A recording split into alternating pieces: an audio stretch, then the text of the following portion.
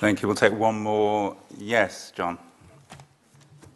How would you rate the effectiveness of the social partnership of employers, teacher organisations and government in raising standards?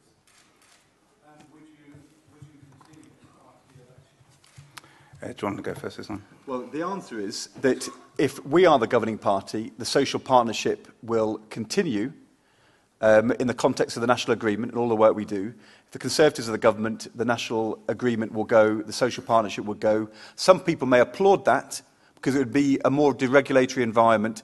In my view, the social partnership has delivered not just very substantial workplace reform, actually allowed teaching assistants to give space for teachers and heads, we hope, to have the time to prepare and learn and do their own professional development. I think the social partnership has been a real force for good in raising standards and bringing more people into the teaching profession. And I think to abolish all of that would be a hugely retrograde step. That's my very clear position. On the London issue, it is really interesting. Of the 20 authorities in the country which have achieved the biggest rise in standards in the last 10 years, half of them are in the poorest 10% of authorities in the whole country. All of those are in London. London has shown that with schools supporting schools, you can break the link between poverty and attainment. It's a fabulous achievement. What I want to do is say to our best school leaders, work with us, with other schools, to form chains of schools, to bring schools in who need that extra help and support, so that you have schools supporting schools, as we've done in London Challenge, as we're doing in the Black Country in Manchester, as we're now doing in National Challenge as well. It is local schools supporting local schools. It is about collaboration.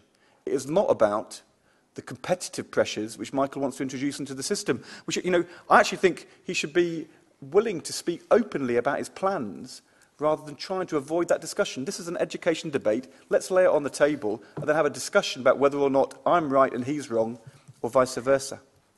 Thank you. Michael, do you want to go next?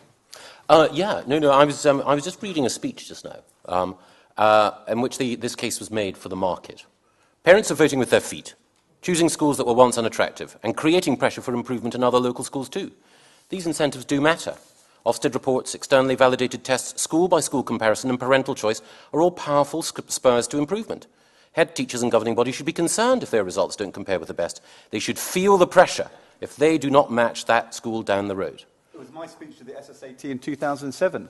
But what I said, Michael, no, it wasn't. It was your speach to the Cass Business School in 2008. Well, OK, I said the same thing in 2007, but the admirable consistency. But the point, of course those pressures are important. Of course a governing body, if it sees its standards going down or its numbers going down, has got to worry about that. Of course that's right. But if that is your only mechanism for school improvement, if you take away the role for other schools, the local authority which you hate, say it's central or nothing, you only rely on the market, then for the child in the school which isn't doing so well, rather than stepping in and turning things round, you have to wait month by month, year by year, the roles go down, the teachers leave, the standards go down, in the end the school goes to the wall. In the meantime, what have you done to that child's education? It is scandalous to think that is the only mechanism you can use, which is why the Swedish experience is clear, that it means that for affluent students, they do okay.